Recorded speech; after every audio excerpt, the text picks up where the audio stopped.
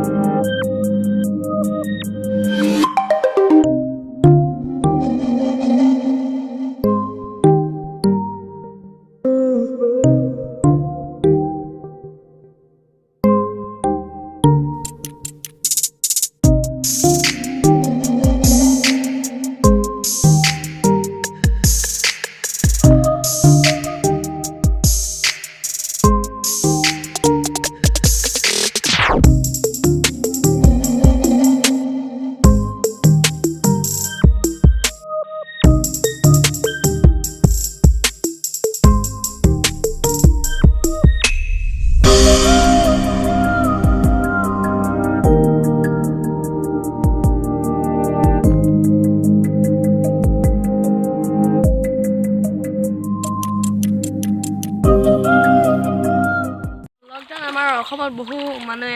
মানুহ মৰি গৈছে নভেল কৰোণা ভাইৰাছত আমাৰ বহু অসমত 28জন মাৰি গ'ল আৰু খুবেই মই এটা আপোনাক প্ৰেৰণা জনাইছোঁ যে ঘৰত থাকক সুস্থ থাকক আৰু আমিও ঘৰত থাকিম সকলো আমিও এতিয়া মাছ মাৰিছোঁ ঘৰত যেনেকৈ বাহিৰৰ মাছ নাখাব আৰু বজাৰতো নাই আৰু ক'ত যাব বাৰু ঘৰে ৰাস্তা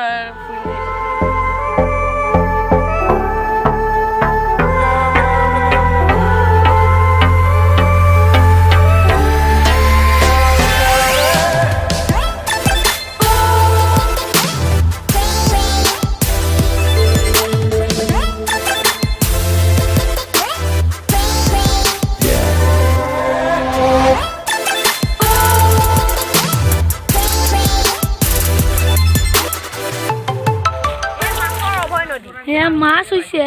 দৰিকণা মাছ দেখুৱাই আছোঁ মই এয়া মাছৰ অভয় নদী মাছত এতিয়া ইমানখিনি পালেও নাই নিদিনীয়া এয়া অসমবাসী ৰাইজৰ এয়া পৰিস্থিতি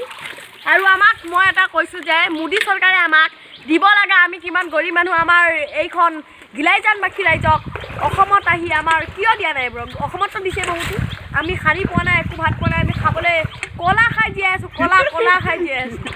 কলা আৰু পানী খাই জীয়াই আছোঁ এইবিলাক ৰখাব নোৱাৰোঁ ডাঙৰ হ'লে বেছি ডাঙৰকৈ খাম সবেই মানুহে খাম এতিয়া বৰ্তমানে আৰু ভিডিঅ'টো যদি ভাল লাগে আপুনি প্ৰশান্ত বৰুৱা চেনেলত ছাবস্ক্ৰাইব কৰিব লাইক কৰিব আৰু বেল আইকনটো দবাই দিব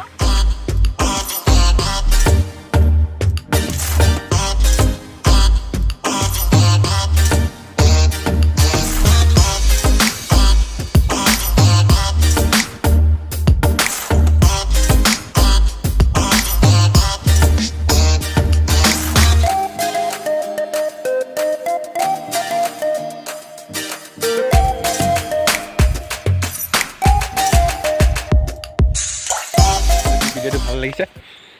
লাইক কমেণ্ট এণ্ড ছাবস্ক্ৰাইব কৰি দিব আগন্তুক দিনত আৰু ভাল ভাল ভিডিঅ' বনাই থাকিম ধন্যবাদ